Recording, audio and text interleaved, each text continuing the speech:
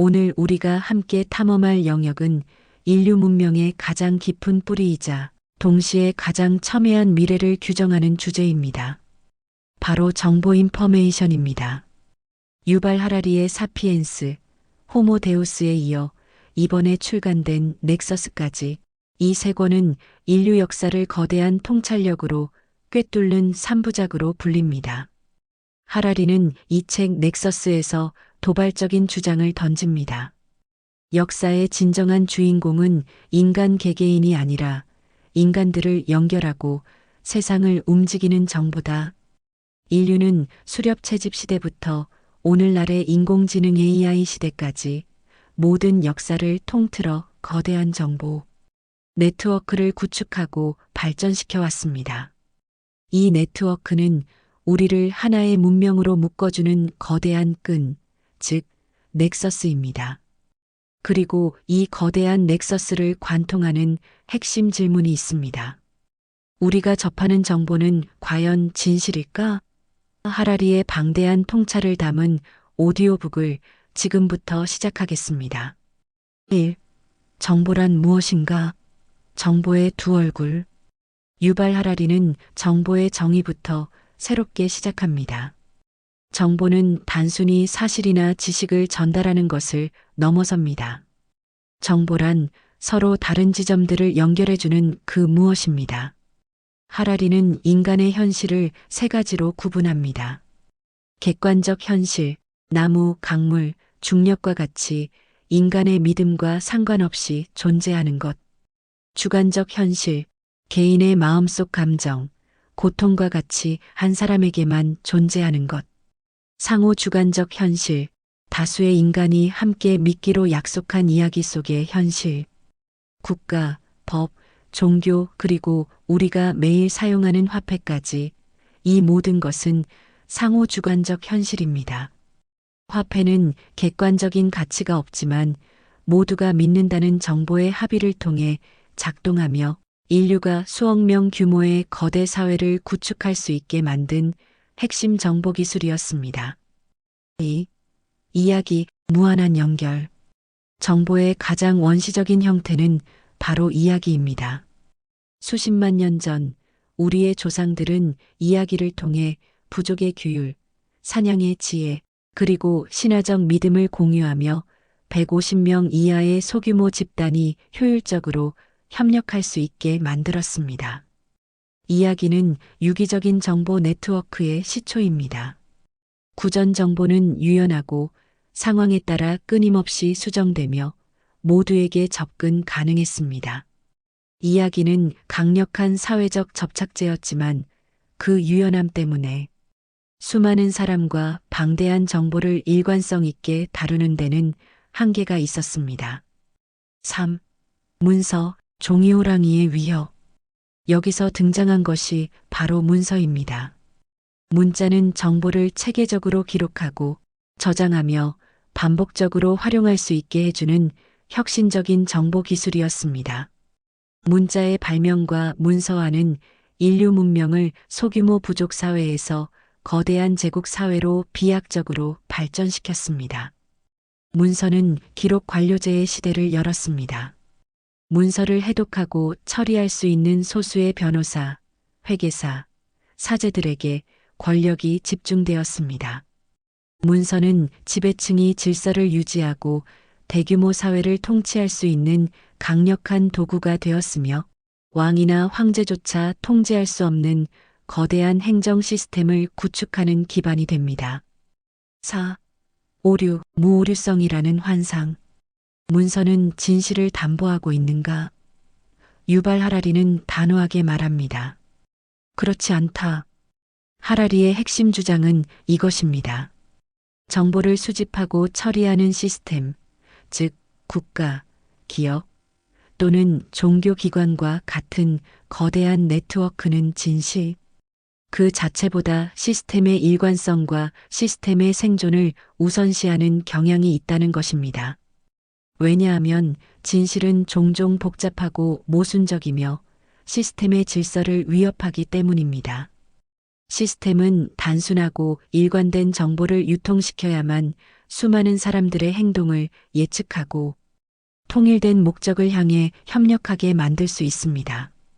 시스템이 진실보다 질서를 우선할 때 네트워크는 진실을 가리고 거짓된 이야기를 통해 사람들을 묶어두려 합니다. 유럽을 휩쓸었던 마녀 사냥의 광풍은 정보의 오염이 인류에게 얼마나 치명적인 결과를 가져올 수 있는지 보여주는 극명한 사례입니다. 중세 교회는 한때 마법을 미신으로 여겼지만 15세기 이후 지식인 계층과 법조인들이 사탄 음모론이라는 새로운 이론을 문서화하기 시작했습니다. 이 이론은 마녀들이 악마와 계약하고 조직적인 세력을 구축해 기독교 세계를 무너뜨리려 한다는 것이었습니다.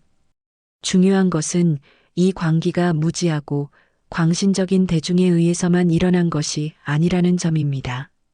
오히려 가장 이성적이고 체계적인 정보 네트워크, 즉 당대 최고의 법률가와 지식인 그리고 효율적인 관료제 시스템이 이 광기를 확산시켰습니다.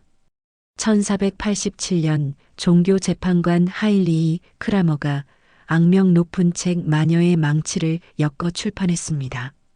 이 책은 마녀를 식별하고 신문하며 처형하는 표준화된 절차와 매뉴얼을 제공했습니다.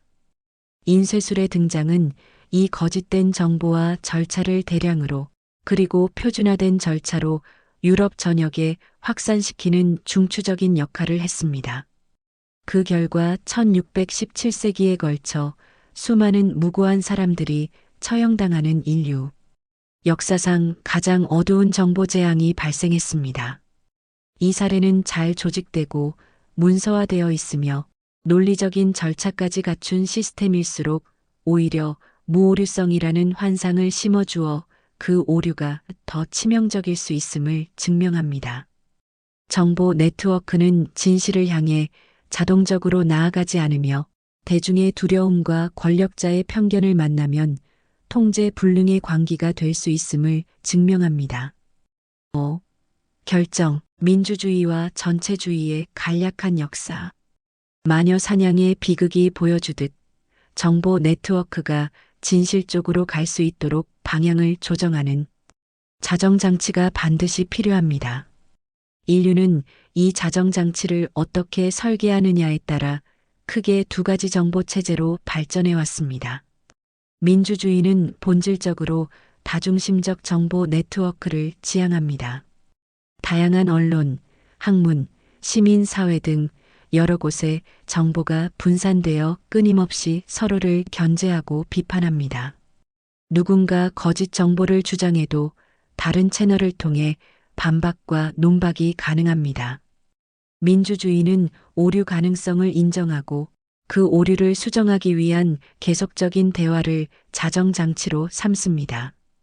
반면 독재 체제 전체주의는 단일 중심적 정보 네트워크를 구축합니다. 모든 정보가 하나의 권력 중심, 즉 지도부나 이념에게로 집중됩니다. 여기서 발생하는 정보는 진실이 아니라 권력 유지를 위한 도구가 됩니다. 오류가 발견되어도 수정될 기회가 차단되며 권위가 정보의 진실성을 보장하는 유일한 척도가 됩니다.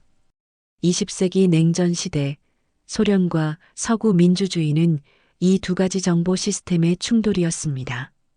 소련은 하나의 이념을 중심으로 모든 정보를 통제하여 질서를 유지하려 했고 서구는 자유로운 정보의 흐름과 비판을 통해 끊임없이 스스로를 개선하려 했습니다.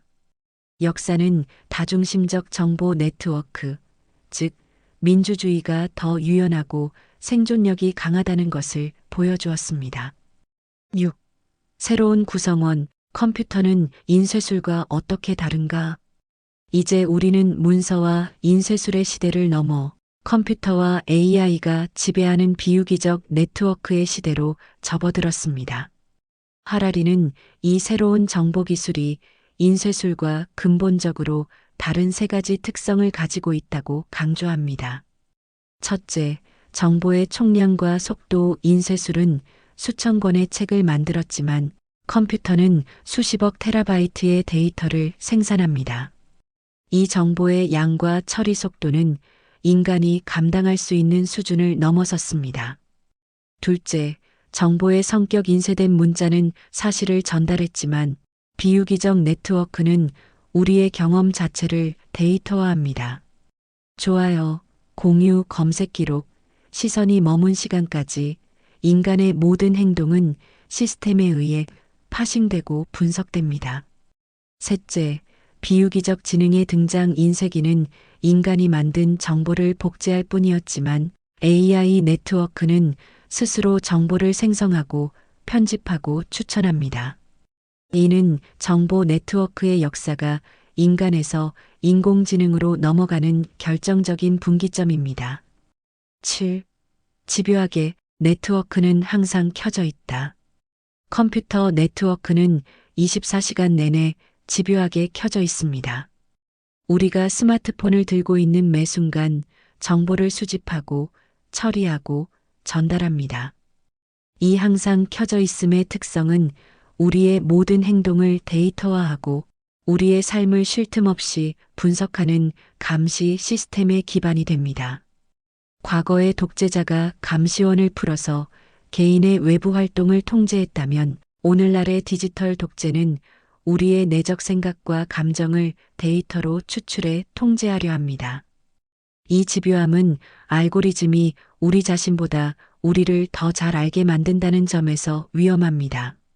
만약 알고리즘이 당신이 우울해서 충동적으로 특정 정보를 검색했다는 것을 알고 당신에게 맞춤형 선동 콘텐츠를 제공한다면 당신은 그 정보에 저항할 의지나 시간을 갖기 어려울 것입니다.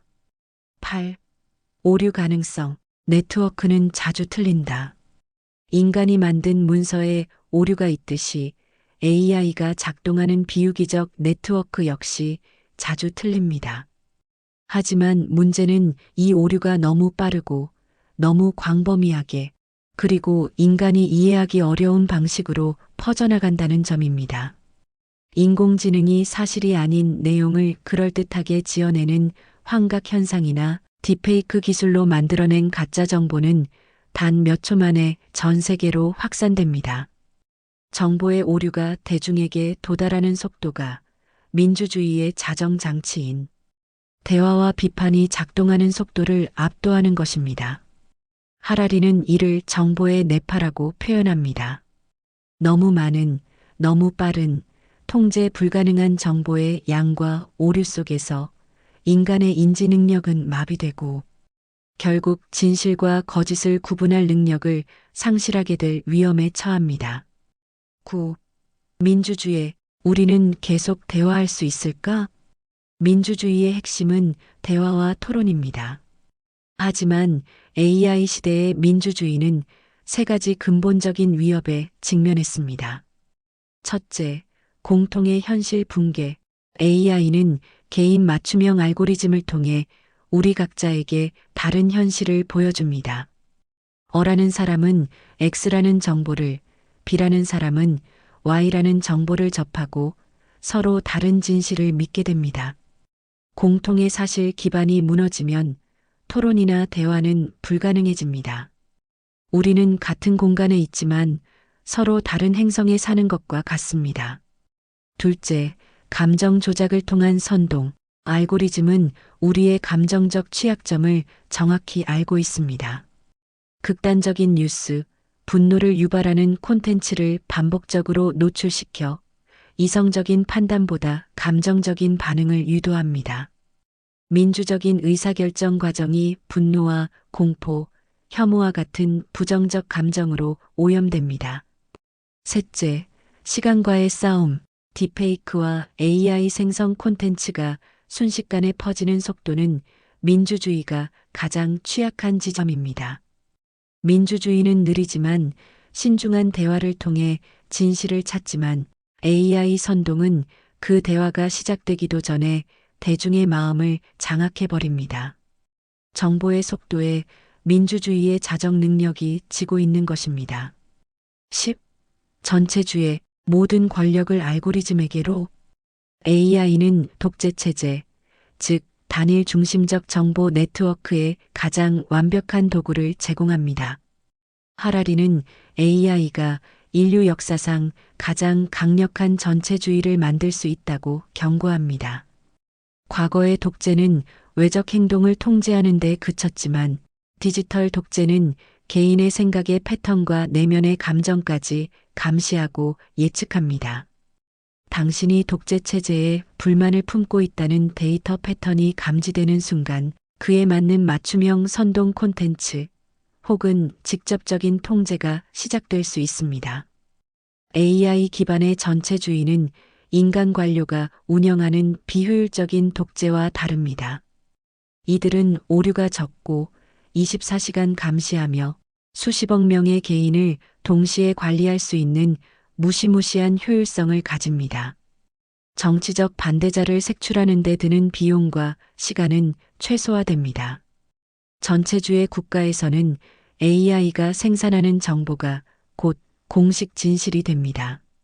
모든 미디어, 교육, 온라인 콘텐츠가 단일한 이념을 주입하며 인간 개개인은 스스로 진실을 탐색할 의지나 능력을 상실하게 됩니다. 하라리는 이것이 인류의 자유와 자율성을 완전히 말살할 수 있는 가장 위험한 시나리오라고 지적합니다. 11. 실리콘 장막, 세계 제국인가, 세계 분열인가? 하라리는 미래의 정보 네트워크가 만들어낼 두 가지 극단적인 시나리오를 제시합니다. 첫 번째 시나리오, 세계 제국, 만약 전 세계의 정보가 단 하나의 거대한 알고리즘 혹은 소수의 거대 기술 기업 및 국가에 의해 통제된다면 인류 역사상 전례 없는 정보 제국의 탄생을 의미합니다. 이 실리콘장은 모든 사상과 행동을 감시하고 규정하며 인류는 자유와 다양성을 완전히 상실하게 될 것입니다. 모든 것은 효율적으로 그리고 질서 있게 움직이겠지만 인간의 영혼은 텅 비게 됩니다. 두 번째 시나리오, 세계 분열. 반면 만약 각 국가나 지역이 서로 다른 정보 체제와 기술 규범, 그리고 알고리즘을 고집한다면 세계는 디지털로 인해 더욱 심각하게 분열될 수 있습니다. 중국의 인터넷, 미국의 인터넷, 유럽의 인터넷이 서로 단절되고 각자 다른 진실을 바탕으로 움직이는 디지털 바벨탑이 될 수 있습니다. 이는 전 세계적인 협력은 물론 대화 자체를 불가능하게 만들어 극심한 갈등과 분쟁을 야기할 수 있습니다. 이 두 시나리오 모두 정보를 어떻게 다룰 것인가에 대한 인간, 사피엔스의 결정에 달려 있다고 하라리는 강조합니다. 유발 하라리의 넥서스는 우리에게 묻습니다. 인류의 운명을 정보에 맡길 것인가 아니면 정보의 흐름을 통제하고 조절할 것인가? AI 시대의 정보 네트워크는 훨씬 강력하고 빠르며 집요합니다. 만약 우리가 민주주의의 자정장치인 비판적 사고와 자유로운 대화를 멈춘다면 우리의 정보 네트워크는 언제든 진실에서 멀어지고 독재적인 질서 혹은 광기 어린 분열로 향할 수 있습니다. 넥서스는 결국 인간에게 다시 책임을 돌립니다. 정보 네트워크를 만든 것도 인간이고 그 네트워크의 방향을 결정할 힘을 가진 것도 인간 사피엔스이기 때문입니다. 청취자 여러분, 오늘날 우리가 접하는 수많은 뉴스, 소셜 미디어의 게시물, 알고리즘이 추천하는 정보들을 보며 다시 한번 질문을 던지십시오. 이 정보는 과연 진실일까? 아니면 누군가 질서를 유지하거나 이익을 얻기 위해 만들어낸 이야기에 불과한가? 이 비판적 질문이야말로 우리가 AI 시대의 진실과 자유를 지킬 수 있는 유일한 흰 지팡이가 될 것입니다. 지금까지 유발 하라리의 넥서스를 통해 정보 네트워크의 역사를 탐험했습니다. 다음에도 더욱 깊이 있는 지식으로 찾아뵙겠습니다. 감사합니다.